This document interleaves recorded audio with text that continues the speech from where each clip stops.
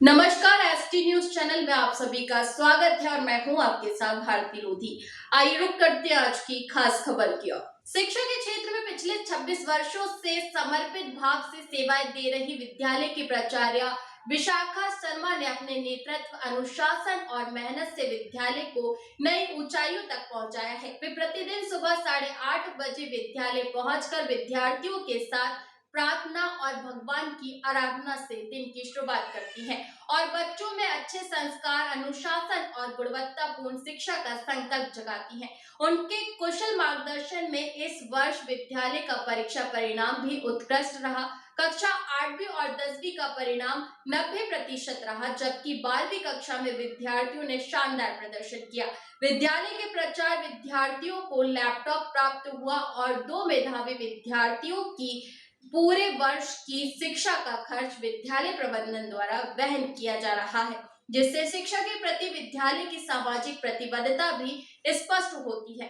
स्वतंत्रता दिवस के अवसर पर प्राचार्य विशाखा शर्मा ने भोपाल वासियों और प्रदेश वासियों को हार्दिक शुभकामनाएं देते हुए कहा कि स्वतंत्रता सेनानियों के त्याग और बलिदान को कभी नहीं भुलाना चाहिए। उन्होंने विद्यार्थियों से ईमानदारी, अनुशासन और देशभक्ति के साथ शिक्षा प्राप्त कर राष्ट्र निर्माण में अपना योगदान देने का आह्वान किया।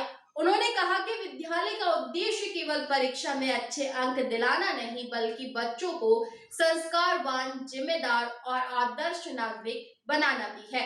विद्यालय भविष्य में भी शिक्षा की गुणवत्ता और विद्यार्थियों के सर्वांगीण विकास के लिए निरंतर कार्य करता रहेगा। 26 वर्ष का कार्यकाल मैडम ने पूरा किया स्कूल में और हर साल मैडम अच्छे से अच्छा बच्चों के लिए मेहनत करती हैं जी जान से। और सुबह सबसे पहले 7:30 बजे मैडम स्कूल में बच्चों के साथ प्रेयर के साथ भगवान की आराधना करके बच्चों को अच्छी शिक्षा देने का मैडम का संकल्प लेता है। मैडम 15 अगस्त है, क्या कहेंगी आप पूरे भोपाल वासियों? 15 अगस्त के लिए मैं सभी देशवासियों को हार्दिक बधाई देना चाहती हूँ। और जो संकल्प इस वर्ष शासन ने लिए कि एक पेड़ माँ के नाम लगाना है और एक साक्षरता अभियान जो उन्होंने नव उल्लास कार्यक्रम जो शुरू किया है, उस कार्यक्रम में हम बढ़ चढ़ के भाग ले सभी स्कूल वाले, क्योंकि हमारे पास जितनी जो जनता हमारे पास आती है वो शायद ही किसी के पास रहती है पब्लिक, तो हम ये कार्य हमारे लिए बहुत आसान हो जाएगा। इसलिए हम सभी स्कूल वाले इसमें बढ़ चढ़ के मैडम 10वीं और 12वीं और 8वीं और 5वीं 8वीं 10वीं 12वीं का रिजल्ट हमारे यहाँ 90% रहा है, जिसमें से हमारे यहाँ 4 बच्चों को लैपटॉप भी मिला हुआ है, 12th के बच्चों का। तो और मैडम अपने स्कूल के बच्चे ने टॉप भी किया है, जो बच्ची है 10वीं 12वीं में, उसी वो 4 बच्चों ने जो 12th के बच्चों ने हमारे यहाँ टॉप किया है उसको लैपटॉप मिला है। और 10th के बच्चों में हमारे यहाँ सबसे हाईएस्ट 96.5 रहा है। बच्ची है, वो दोनों लड़कियाँ ही हैं हमारे यहाँ पे।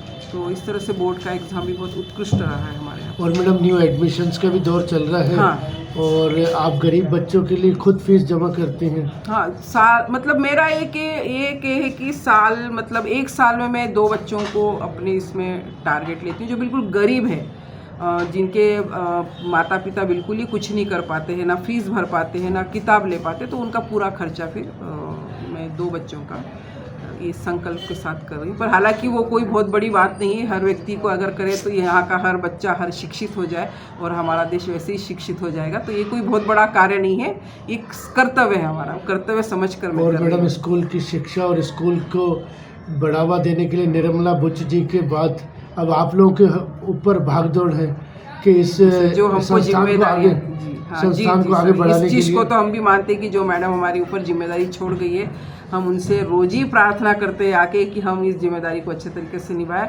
और जो आप अपना लक्ष्य बना के गए थे हम उसे सदैव ध्यान में रखें।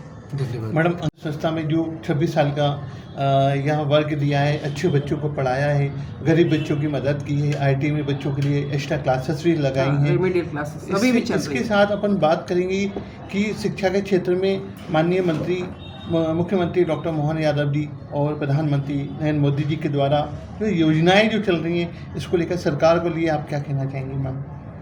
नहीं, सरकार की तो मुख्य योजना जो हमारे पास अभी आई है, जिस तरह से अपार आईडी का कार्य चल रहा है, या हम कहें कि एक पेड़ माँ के नाम जो उन्होंने कार्य शुरू किया है, ताकि हमारे आने वाले भविष्य में बच्चों को शुद्ध हवा ऑक्सीजन मिल सके और हम भी एक अच्छा जीवन जी सके, तो ये बहुत अच्छी चीज़ है। परंतु अगर हम पौधों की बात करें, जिस तरह से हम पौधे लगा रहे हैं, तो उन पौधों को हमको बच्चे जिस तरह से हम पालन पोषण करते हैं उस तरह से फिर हमकी इनकी देखभाल भी करनी चाहिए, ताकि ये वाकई में हमारे लिए एक ज़िंदगी का सबक बने।